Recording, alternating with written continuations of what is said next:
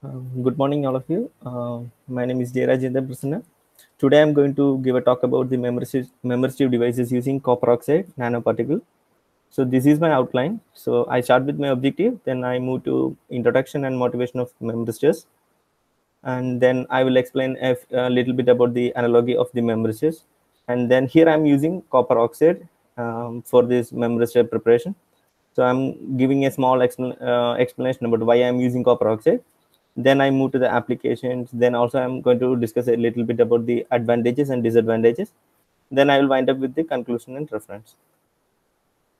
So my objective is just to understand the various properties of the membership, also to design and develop a cost-effective memberships using the copper oxide nanoparticle to meet the ever increasing the technological needs, because we all know that like we are living in an era of the technological needs are day by day it's increasing. So my industry is to develop a cost effective technology for the new world. So here I'm going to give a small introduction and motivation to the memberships. So membership is a non-volatile electronic memory device. So that consolidate the two words, namely we can split that like memory and resistor. So memberships are known as the fourth fundamental two-terminal circuit element, following the resistor, capacitor, and inductor. We all know that about the resistor, capacitor, and inductor, and this is going to be the fourth two-terminal circuit. And theoretically, memberships is a series of memory resistors, are a type of passive circuit elements that maintain a relationship between the time integral of the current and the voltage across the two-terminal element. Like till the invention of the membership circuit theory, we all basically we know that we all heard about the resistors, capacitor, and inductors. Like resistor, we know that resistor is related to the voltage and current, capacitor is related to the voltage and charge, also the inductor is related to the current and magnetic flux. So there is a link is missing in between the flux and charge. So that is the memristor.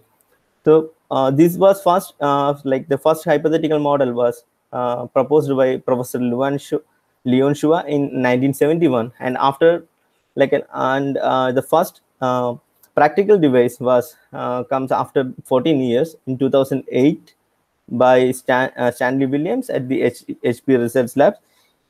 He was observed thin film membership behavior of a metal oxide thin film. He uses titanium oxide as the metal oxide thin film, and it was later it was termed as ReRAM, like resistive switching random access memory, and was called as a subset of a memristor. And here I'm going to discuss about the physical analogy of a memristor. Like here, this picture I'm showing that like resistor is analogous to a pipe that carries a water. Like here, water I'm considering as charge, and the pressure I'm considering as voltage, and the rate of flow of water I'm considering as current. So here I'm going to consider a kind of pipe that expands and shrinks when the water flow through it. Water is analogous to the charge and pressure to the voltage. So if when the water starts flowing through the pipe in one direction, the diameter of the pipe increases, thus enabling the water to flow faster and vice versa. If the water, like here, what happens is like, that's what I'm firstly saying, that it's a kind of pipe. So when the water pressure is turned off, the pipe will retain its most recent diameter until the water is turned back on. So thus, which means that this remembers, like the pipe remembers how much water has flowed through it. So the same way, when the current is passing through a pipe, like to the membristors, what happens is like the members, when the power is turned off, when I turned off the power of a memristor, the memristor can like remember how much current was previously, how much current flows through it. So here my work is more related to the copper oxide. Like I choose copper oxide because this was copper oxide memristor are they widely studied in like metal oxide metal junctions, and memristor are like the active layer I'm using copper oxide, like the metal oxide and metal. In the oxide layer I'm choosing as copper oxide. Most of the people are studied about titanium oxide, zinc oxide, hafnium oxide, and all. because I choose copper oxide because only because of the most this is widely investigated and investigated and reported, and it has a good, we know that it has a very good availability, and it's very easy to synthesis. We can synthesis using the physical vapor deposition or the chemical vapor deposition. Also, it has good reliability, and it's and more importantly, it is low cost and non-toxic behavior. And copper oxide, and also the recent papers are telling about that the copper oxide explored memory devices with superior retention time, also low power consumption. These are the few applications of a memristor.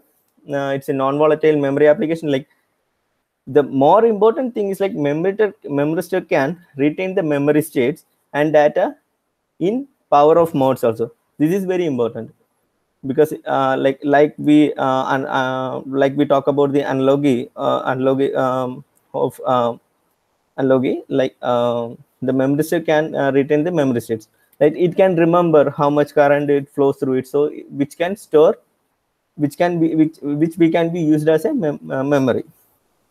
Also, low power remote sensing applications, it's using programmable logical circuits and signal processing, also neural networks, brain computer interface. And the major advantages of a memristor, like memristor has properties which cannot be duplicated by the other elements like the resistor, capacitor, and inductor. It can capable of replacing both DRAMs and hard drives, which has a very small like smaller than the transistors, and while generating very less heat. And it is in the nanoscale region, and also a device storing in 100 GB in a square centimeter have been created using the memristors. And like previously we discussed about, like it can remember how much current has passed through it previously. Also, it requires, and mostly it requires a very less voltage. The disadvantages is like it is not, until now this is not commercially available. And if we compare to the DRAM, it is current version is only 1/10 speed, and it is suspected by some that the performance and the speed will never match the DRAM and the transistors. These are the few disadvantages of these memristors. And conclusion is that I believe that the memristor will change the circuit design in the 21st century as radically as a transistor changed in the 20th.